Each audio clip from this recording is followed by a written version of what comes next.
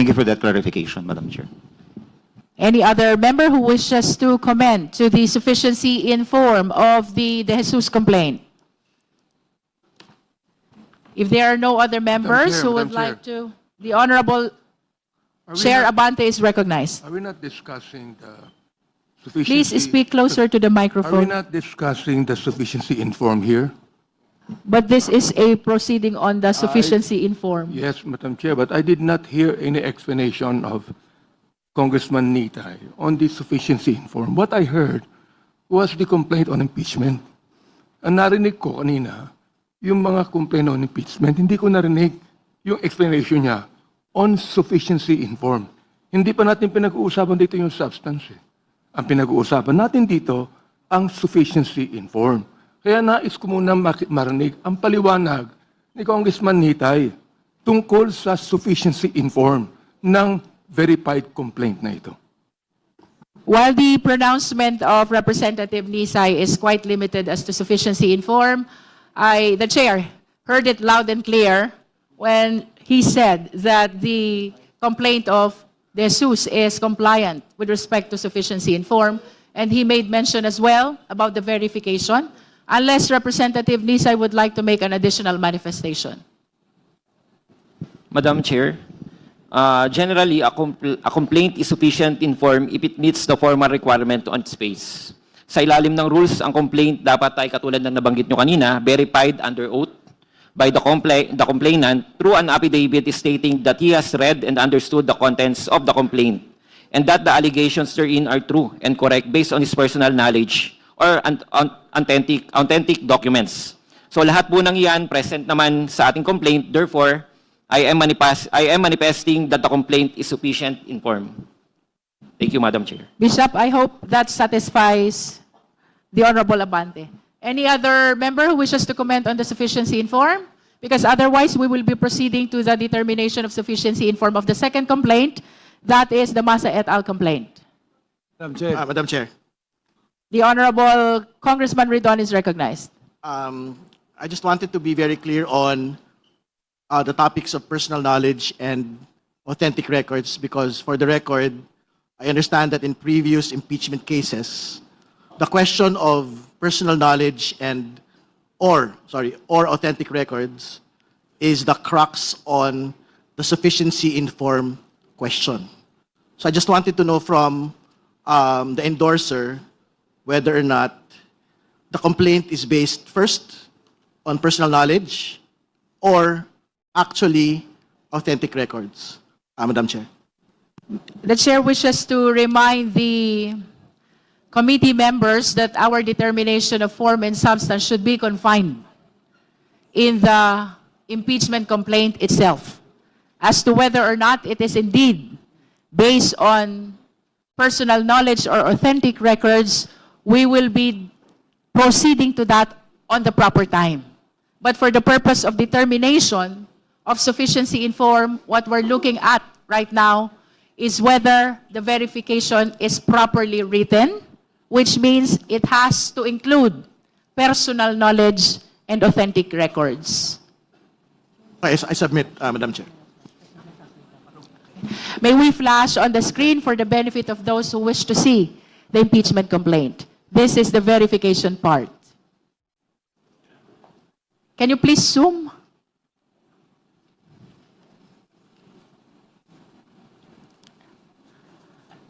What is significant in the verification is actually paragraph 3. And paragraph 3 reads, the allegations in the verified complaint are true and correct based on my personal knowledge or based on authentic documents. That is for consideration, of course, of the committee members. Madam Chair. The Honorable Suntay is recognized. Thank you. Madam Chair, in the determination of sufficiency in form, three things are important. Verification, endorsement, proper content and structure. The complaint is duly verified. It contains a sworn affidavit of the complainant affirming that he has read the complaint and that its allegations are true to his personal knowledge. There is an endorsement coming from the Honorable Nisay, and, well, if it contains the proper structure, Well, the names of the parties are there, the designation of the offense and actual omission. I believe that the complaint is sufficient in form. Thank you, Congressman Suntay. Madam The Chair, Honorable Vice Chair Dumogan is recognized. thank you, Madam Chair. It is clear enough. So let us vote for the issue on sufficiency. We will come to that, in Vice form. Chair. Madam Okay. Chair. I think we have exhausted already our discussions as to sufficiency in form of the De Jesus complaint. We shall now proceed to our discussion on the sufficiency in form of Massa et al. Complaint. But let us hear first the manifestation of position of our endorsers. The Honorable Representative Tino is recognized. Madam Chair, I defer to Madam Chair, Representative Ilago. Madam Chair, With the indulgence of the Honorable Tino, the Honorable Rodriguez is Let recognized. us first, it's a matter of order.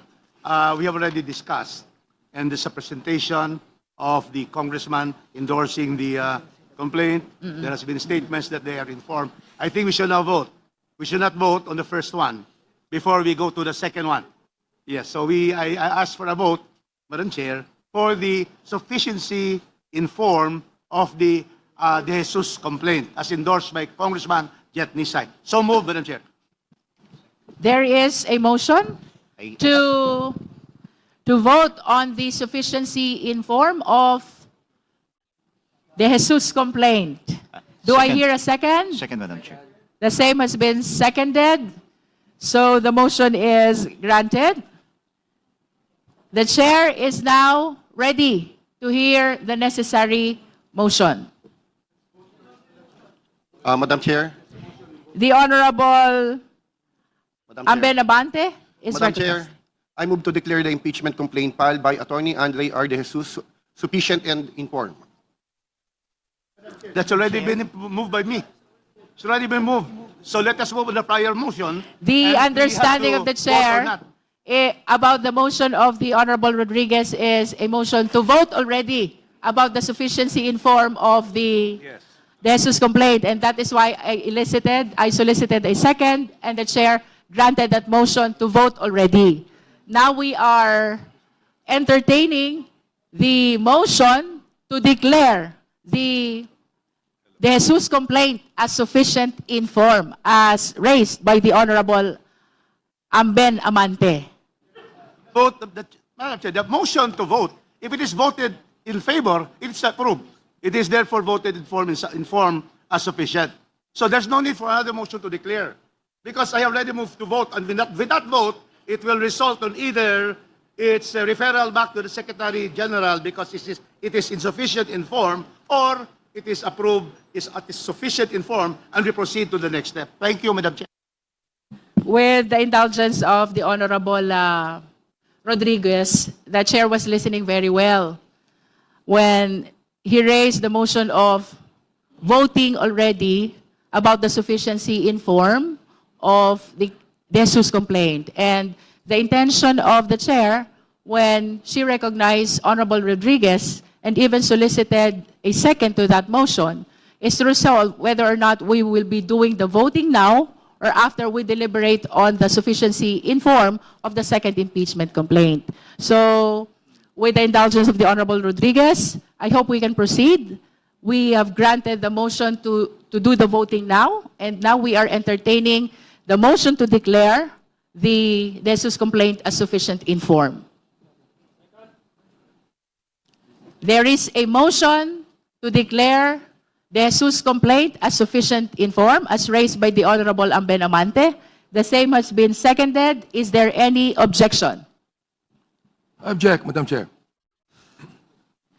There I is- did not properly hear the explanation on that sufficiency in form. And that is what I would like to hear. And because of this, I object. There is a motion to declare the De Jesus complaint as sufficient in form. The same has been objected to by the Honorable Abante, and therefore we will be dividing the House. Those who are in favor of the motion, please raise your right hand. Comsec, please count.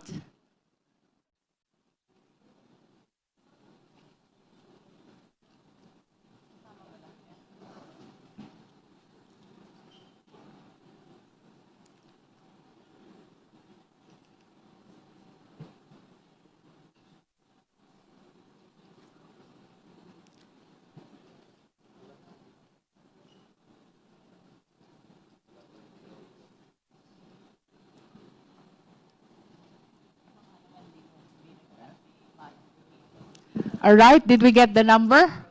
Those who are not in favor of the motion, please raise your right hand.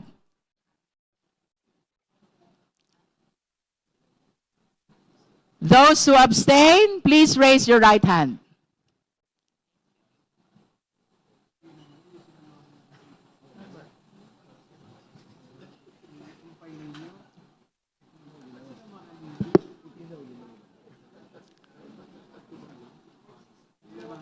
(4611) 46 in favor, 1 objecting, and 1 abstaining. With 46 votes in favor, 1 vote against, and 1 abstain, the chair declares the De Jesus complaint as sufficient in form. Now we shall proceed to our determination of sufficiency in form of the Masa et al. Complaint. May we request the endorser to manifest their respective positions. The Honorable Elago. Yes, Madam Chair. With regard to the determination of sufficiency in form of the Marcos impeachment complaint filed by Masa et al., based on our rules of procedure in impeachment proceedings, there are 2 important questions to be asked. Number 1, is the complaint verified and endorsed properly? And second, is the complaint subscribed and sworn to by the complainants before a notary public? The answer to both questions is yes, Madam Chair. So it is the position of this endorser, these endorsers, that this verified complaint filed by Masa et al. Is sufficient in form. Thank you, Madam Chair.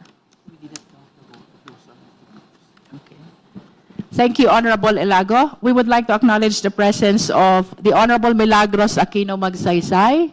For the guidance of everyone, the committee is counting the vote of only the members and the ex officio members and those who, the non-members who were deputized. Again, justice members, ex officio members, and non-members who were deputized by ex officio members. That's for the guidance of all the members. We have concluded on the manifestation of position of the Honorable Elago. May we hear the manifestation of the 2 other endorsers? Madam Chair, The Honorable Tino is recognized. I have the same manifestation, so that will suffice as far as Thank I'm you. concerned. Thank you. I have similar manifestations, Madam Chair. Thank you. Thank you, Honorable Ko. Now we will be listening to the comments of the members of the Justice Committee. Madam Chair, The Honorable Janice Digamo is recognized. Madam Chair, as stated in the endorsement of the impeachment complaint, there are 36 Filipino citizens who filed the complaint composed of leaders and members of different organizations from the marginalized and underrepresented sectors. So it is my humble submission that the impeachment complaint filed by Lisa Masa and 35 other complainants complies with the requirement as to who can file an impeachment complaint. Under the Constitution and the House Rules of Procedure in impeachment proceedings, an impeachment complaint may be filed by any member of the House of Representatives or by any citizen upon a resolution of endorsement by any member thereof. As to the personality of the respondent, the President is among those listed as impeachable officers under Section 2, Rule 11 of the 1987 Constitution. It states that the President, the Vice President, the members of the Supreme Court, the members of the Constitutional Commissions, and the Ombudsman may be removed from office on impeachment. This constitutional provision is reiterated under Section 1, Rule 1 of the Rules of Procedure in impeachment proceedings by the House of Representatives. Thank you, Madam Chair. Thank you. May we hear from any other member? Madam Chair. The Honorable Po is recognized. Madam Chair, I want to bring up 2 points in terms of the form. First and foremost, I want to point out that as stated by... Honorable Po, kindly speak closer to the microphone. Sure. Madam Chair, so I would like to point out 2 points. First and foremost, as stated by a Congresswoman, Sara Ilago, they did actually have their complaints signed and verified, and to make sure that this is true and correct based on their personal knowledge or based on authentic records po. And this is not filed, to be clear, this is not filed to harass or cause any unnecessary delays. This is also important in verifying the documents. Second point that I want to bring up, and this is something that I think our fellow Filipinos should also take note of when it comes to our rules. Importante at mahalaga na meron tayong miyembro ng Kongreso na mag-endorse po dito sa complaints. Dito sa MASA complaint, we have Representatives Tino, Sara Ilago, and of course Congresswoman Ko as the endorsers, making it a proper endorsement. This endorsement was also filed on January 26, 2026, and it was subscribed before the Secretary General, meaning she was present during this filing. And these are all important provisions which make it a verified document. And I would like to point out that in terms of the form, these seem to be all complete. Thank you, Honorable Po. Other observations from the members? Honorable Chua? Thank you, Madam Chair. Madam Chair, we've been talking about verifications and oath, but hindi naman po natin pinapa-identify yung signature. So I think that is very important because maybe later on, baka biglang itanggi yung signature. May I ask, Madam Chair, if the complainant or complainants are present in today's committee hearing? Madam Chair, The Honorable De Lima? thank you. I think it's unnecessary because there is a presumption of authenticity of signatures unless someone or anyone questions it. Then it becomes an issue, then that would necessitate He is asking questioning now. the affiant or the signatory to confirm or not his or her signature. So that is unnecessary. And Honorable Chua? Yes, but I think that is very important. Why? Because we are talking here of the sufficiency in form. And one of the very important in the form is the signature itself. Otherwise, baka later on biglang itanggi, paano po yun? And in fact, there are several instances na sinasabi, hindi kanila yung signature. So have we also invited the notary public?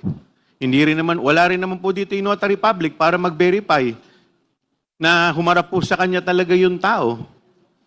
So if we are talking here of sufficiency in form, hindi po ba ito mahalagang tanong din? But of course, I will submit to the wisdom of the body. The Honorable Suntay? yes, Madam Chair, I think that would be simply answer the complainant who also endorsed the verified complaint for impeachment are present. And they actually sponsored it. So